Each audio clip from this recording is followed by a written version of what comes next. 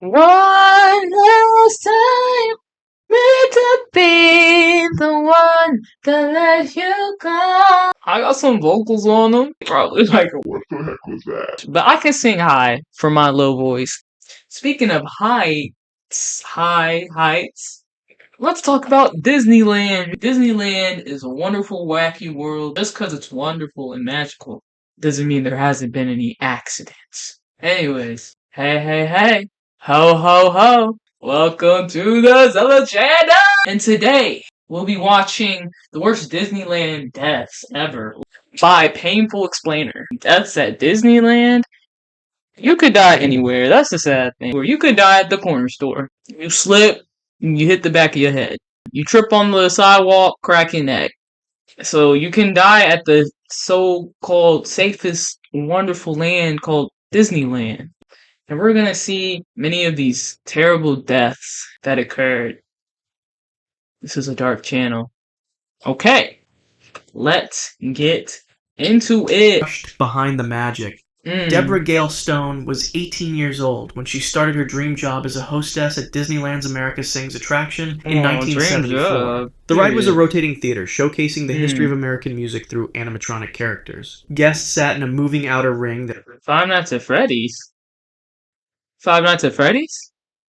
Different scenes, while the inner section was stationary. Between each scene, large walls would move, creating temporary darkness as the next set appeared. On July 8th, just 2 weeks after the attraction opened, Deborah was stationed between the stationary wall and one of the rotating platforms. Her job was simple: guide guests and ensure the show ran smoothly. What wasn't simple was the engineering flaw that would turn deadly. The gap between the moving and stationary walls was just 12 inches at its narrowest point, a space that left no margin for error. At approximately 10:30 p.m., as one scene transitioned to the next, something went wrong. Deborah became caught in the narrow space as the massive wall began its rotation. Security cameras didn't cover this backstage area. There was no emergency stop button within her reach. The hydraulic system powering the rotation exerted thousands of pounds of pressure, designed to move regardless of minor obstructions. Guests in the theater heard screams coming from behind the walls. Many assumed it was part of the show's sound effects. The walls continued their mechanical movement, crushing Deborah between them with inexorable force. Oh my god! The was catastrophic. Her ribcage collapsed first, puncturing her lungs and heart. Within seconds, the pressure fractured her spine and pelvis. By the time other cast members realized something was wrong and stopped the ride, it was too late. When maintenance workers finally separated the walls, they found Deborah's body grotesquely flattened.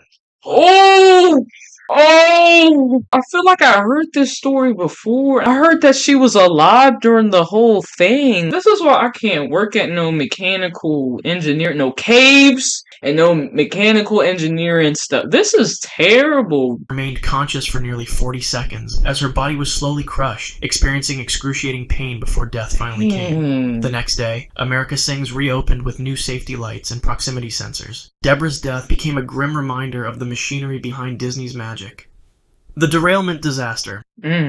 Marcelo Torres was 22 years old when he visited Disneyland with friends on September 5, 2003. The California native chose to ride Big Thunder Mountain Railroad, one of the park's signature attractions. The Gold Rush-themed coaster was designed to simulate a runaway mine train. Reaching speeds of 30 miles per hour as it twisted through artificial cavern desert landscapes. Torres settled into the front row of the first passenger car, directly behind the locomotive.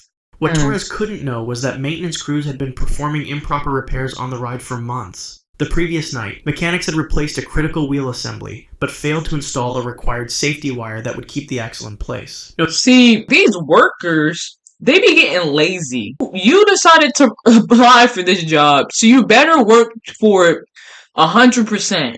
That was a hard sentence to get through. So many accidents happen because workers were lazy and weren't doing the proper checkups because they thought, oh, we'll be fine. Like, no, people are dying because of y'all mess ups. I checked the work. As the train climbed the third lift hill, the unwired axle began to work loose from its housing. At 11:22 a.m., as the train crested the hill and began its descent, the front locomotive's undercarriage violently separated from its chassis. Metal screeched against metal as the cars behind it, still moving at full speed, slammed into the derailed engine. The first passenger car, where Torres sat, bore the brunt of the impact. The locomotive's weight crushed inward, compressing the space where Torres was seated. The collision fractured Torres's chest and ribs with such force that bone fragments punctured his heart and lungs. He remained conscious as blood filled his chest cavity, each breath becoming more difficult than the last. Oh. Medical examiners later found that Torres did not die instantly, but suffocated over approximately 2 minutes as his lungs collapsed. Oh my god, 2 With minutes! broken Imagine 2 minutes of agony. 2 minutes might be short, but with that thing is long. 2 minutes, 60 seconds. I wish he didn't die. When paramedics finally reached the If scene, he they had found to go Torres through still this, I wish he died quick. If I'm gonna die, I want a quick death or a calm death. I don't want no painful death. That's terrible. Oh my god. Oh my god. Passengers, many with broken bones and facial lacerations, watched helplessly as he struggled to breathe. When paramedics finally reached the scene, they found Torres still strapped in his seat, his body contorted by the crushed compartment. Blood had soaked through his clothing and pooled on the ride's track below. His friends, seated just behind him, had suffered only minor injuries, a difference of mere inches between life and death. The Boy Who Fell from the Mountain. Mark Maples was 15 years old when he visited Disneyland with his family on January 3rd, 1964. Poor Mark The Matterhorn Maples. He was bobsled had been operating for 15. nearly 6 years by then, thrilling guests with its 80-foot drops and sharp turns that simulated an alpine adventure. The steel-tracked ride, themed after Switzerland's iconic mountain, was the first tubular steel roller coaster in the world. Mark and his friend boarded a bobsled car And it'll be the last, securing the hopefully. simple lap belt that was the ride's only restraint system. As the bobsled climbed the initial lift hill, Mark was visibly excited. Other passengers in nearby sleds later reported that he had been daring his friend to raise their hands during the drops. The cars reached the top of the first hill, preparing for the signature plunge that made the ride famous. What happened next occurred in just seconds. At the crest of the hill, as the bobsled began to pick up speed, Mark suddenly stood up. Whether it was a moment of teenage bravado or a misunderstanding about the ride's mechanics remains unknown. He stood Physics up. were unforgiving. As the sled pitched downward at 20 miles per hour, Mark lost his balance. His center of gravity shifted forward, and the momentum pulled him completely out of the vehicle. Mark fell approximately 30 feet before striking the steel track below. Primary impact was to his skull, causing an immediate depressed cranial fracture. Bone fragments were driven deep into his frontal lobe. Though the brain damage was catastrophic, death was not instantaneous. Oh. Medical examiners later determined that Mark remained alive for at least 2 minutes after impact. Oh my god. Why aren't we making these deaths instant? These deaths shouldn't be happening at all. It's just the fact. I'm thinking about the pain they were probably in for those 2 minutes. His head, his brain. His breathing shallow and irregular as his brain began to swell inside his shattered skull. Oh. Ride operators found him splayed across the track, still conscious but unable to move or speak. Blood pooled beneath his head. He's running down probably the manufactured paralyzed or mountainside in probably thin got some rivers. brain damage. By the time the park's medical team arrived, Mark had slipped into a deep coma. He was transported to a nearby hospital where, despite emergency surgery to relieve the pressure on his brain, he died 3 days later without ever regaining consciousness. Decapitated on the slopes, Dolly Ooh. Regine Young was 48 years old when she visited Disneyland in January. Decapitated 1984. on the Matterhorn bobsleds slopes. had been one of the park's signature attractions for decades, and Dolly was eager to experience This roller coaster. This roller coaster is evil.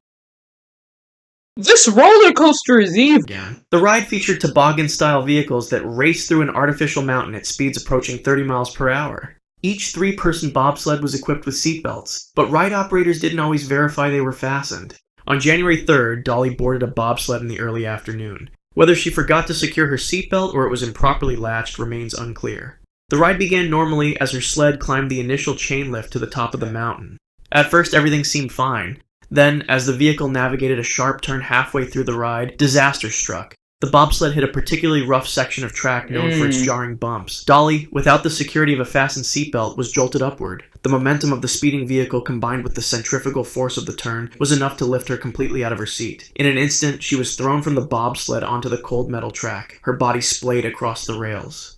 For approximately 4 seconds, Dolly lay on the track, possibly conscious and aware of her predicament. Then came the sound of the next bobsled. Jump already off! descending the mountain Jump off, Dolly! seconds behind hers. The oncoming vehicle had no time to stop. Its steel undercarriage struck Dolly's upper body with tremendous force. The impact severed her neck almost completely, leaving her head attached by only a few tendons and blood vessels. Blood sprayed across the white artificial snow, creating a ghastly contrast that would later Stop giving me these spotlight. No, I don't want mom's meal. discovered her. The bobsled God. that struck her derailed partially, stranding its passengers above the grisly scene.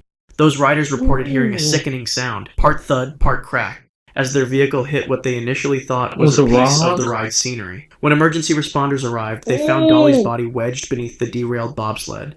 her head twisted at an impossible angle. Oh. The coroner later determined that death was mercifully quick, resulting from immediate trauma to the spinal cord and massive hemorrhaging. Okay, it was quick. The Toontown tragedy. All he needed to jump Brandon off, Zucker like, was 4 years old when he... Oh, wait, what? Who was 3? 3? The Toontown tragedy.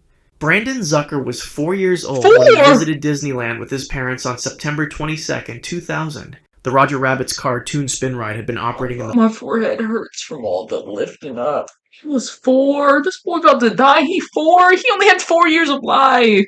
for 6 years. The attraction featured spinning cartoon taxicabs that moved along a track through colorful scenes. Each vehicle could rotate 360 degrees as it progressed through the ride. Controlled by a steering wheel inside the cab, It looks like the Brandon, an energetic teacups. preschooler with bright eyes and brown hair, sat in the same cab as his mother. The ride began normally as their yellow taxi entered the first scene. The vehicle spun gently as Brandon's mother turned the wheel. About halfway through the attraction, as the cab made a sharp turn, something went terribly wrong. The small opening between the bottom of the cab door and the ride floor was approximately 7 inches, just large enough for a child's body to pass through. In a moment of excitement or imbalance, Brandon slipped down from his seat. Before his mother could react, he slid through the gap beneath the door. The vehicle's momentum dragged him immediately under the moving cab. The metal undercarriage, weighing over 700 pounds, rolled over Brandon's small body. The crushing force caused catastrophic compression injuries to his chest and abdomen.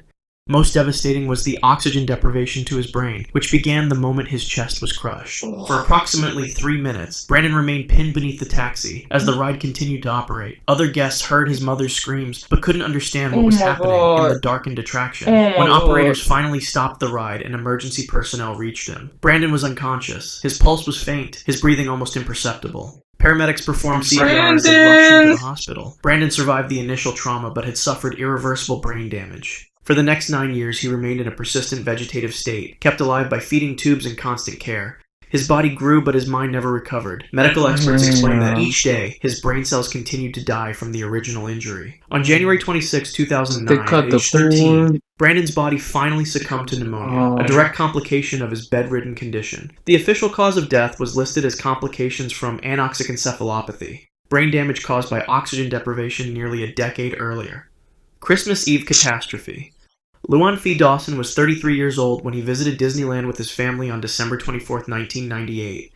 The holiday crowds filled the park as Dawson, his wife Lu Tui Vuong, and their daughter gathered near the sailing ship Columbia attraction. The Columbia was a full-scale replica of an 18th century sailing vessel that circled the rivers of America. The ship, weighing over 110 tons... Don't tell me this ship sailed over someone.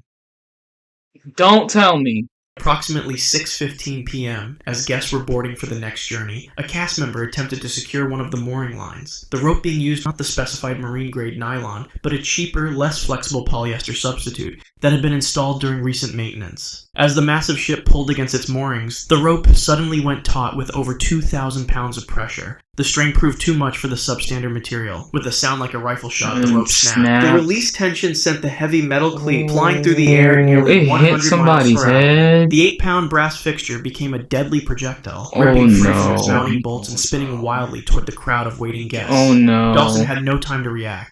The metal cleat struck him directly in the skull, just above his right temple. The impact crushed his cranial bone inward with such force that bone fragments penetrated 3 inches into his brain. The traumatic injury severed blood vessels and destroyed critical brain tissue instantly. Neurologists later explained that while death was not immediate, consciousness was lost within milliseconds, as intracranial pressure spiked catastrophically. Blood poured from the wound as Dawson collapsed onto the festively decorated dock. His wife, standing just beside him, was also struck by the projectile as it ricocheted. The cleat tore through her cheekbone and jaw, leaving her critically injured but alive. Their young daughter watched in horror as both parents fell. Emergency medical technicians reached Dawson within minutes, but the injury was unsurvivable. Despite being rushed to the nearby UC Irvin Medical Center, he was pronounced dead at 8:48 p.m. Just as Christmas Eve celebrations around the park were reaching their peak, his death marked the first guest fatality at Disneyland directly attributable to mechanical failure, rather than guest behavior or pre-existing medical conditions. People Mover Tunnel Crush. Ricky Lee Yama was 17 years old when he visited Disneyland on a warm August day in 1967. The People Mover attraction, almost my age, just the previous year, was a futuristic transportation system that offered guests a leisurely journey through Tomorrowland.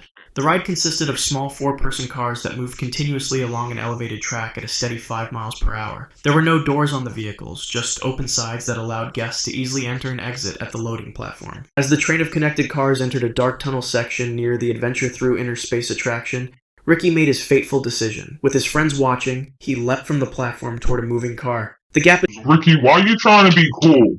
Ricky, why are you trying to be cool? This isn't really his fault. But or maybe it might be. Ricky, why are you trying to be cool? 18 inches, seemingly easy This to was cross, on him. but Ricky mistimed his jump. His foot caught the edge of a car, causing him to lose balance. He tumbled downward, falling directly onto the moving track below. The fall itself wasn't far, just 4 feet, but the consequences were his immediate and head. catastrophic. Before Ricky could regain his footing in the darkened tunnel, the next train of people mover cars rounded the Oh, he bend. got hit. The front edge of the first car struck his body, knocking him flat against the track. And then The he undercarriage got with its ran wheels over. and mechanical components passed directly over him. The weight of the car crushed his ribcage, puncturing his lungs and heart, but death didn't come instantly. As Ricky lay injured on the track, unable to move, Another additional car cars continued to came. pass over him. Oh. Each one inflicted new trauma to his already broken body. The ride's mechanical system, designed to move continuously, dragged him along the track for Kept approximately going. 340 feet through the dark tunnel. Oh. When ride operators finally received word of a problem and stopped the attraction, emergency was already responders found Ricky's done. body mangled beyond recognition. The medical examiner later determined that he had remained conscious for at least 40 seconds after the initial impact, experiencing the full horror of being crushed and dragged before blood loss and organ damage finally ended his suffering. Monorail track trespass. 40 Thomas K. seconds Cleveland too was 19 long. years old on June 7, 1966, when he attempted to sneak into Disneyland during the park's annual Grad Night celebration. The special after-hours event was restricted to high school graduates. Why are you trying to sneak in? Cleveland did not have. Determined to join his friends inside, he devised a plan to bypass the main entrance. The Disneyland Hotel sat just outside park property, separated from Tomorrowland by a 16-foot security fence topped with barbed wire. Around 1 o'clock a.m., Cleveland scaled this imposing barrier, ignoring the clear warning signs posted along its length. The teenager successfully cleared the barbed wire and dropped down onto what appeared to be an empty service road. What he failed to realize was that he had landed directly on the Disneyland Alweg monorail track, an elevated concrete beam that carried the futuristic trains between the hotel and the park. He's about Cleveland to began die. walking. This is a video about deaths. Yes, he's gonna die. Security guards spotted him and immediately shouted warnings to get down. Cleveland either didn't hear or chose to ignore these calls. He continued forward, unaware that Monorail Red was approaching from behind at Cleveland, approximately 30 what miles did- per hour on its regular late-night circuit. The train's operator spotted Cleveland too late to stop. The monorail, weighing several tons, struck the He's teenager with dead. tremendous force. The impact shattered his spine and fractured his skull instantly. His body was thrown forward but became caught beneath the front of the train. For approximately 70 feet, Cleveland was he's being dragged along the rough dragged. concrete beam, his skin and clothing torn away by the abrasive surface. The friction created by his body against the track actually helped slow the monorail to a stop. When emergency responders reached the scene, they found Cleveland's remains wedged beneath the first car. Medical examiners later determined that while the initial impact caused catastrophic injuries, Cleveland had not died instantly. Blood evidence indicated his heart continued beating for nearly 2 minutes as he was dragged along the track, conscious enough to experience the excruciating pain of having his body systematically shredded by the concrete. Cleveland, why The did you nighttime trust darkness his and desolation ass? of the track meant that many guests inside the park remained unaware of the tragedy unfolding above them. Cleveland's death occurred as graduation celebrations continued nearby. The juxtaposition of youthful celebration and grim mortality separated by just a few dozen feet of air. If you want to see more videos like this, click the video on screen now and make sure to subscribe. You heard him. Subscribe. I don't even know what to say. Cause that was, oh my god, that 4-year-old, that was really sad. This was all really bad. What? Hopefully after this video, you know that nowhere's ever safe. Don't do anything stupid, don't trespass, and follow the rules. And it's sad, because even if you do follow all those 3, sometimes your life still get taken. So, dang, I feel so bad after after that video.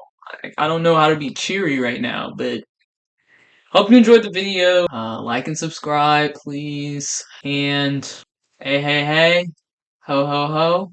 Goodbye to the Zella channel.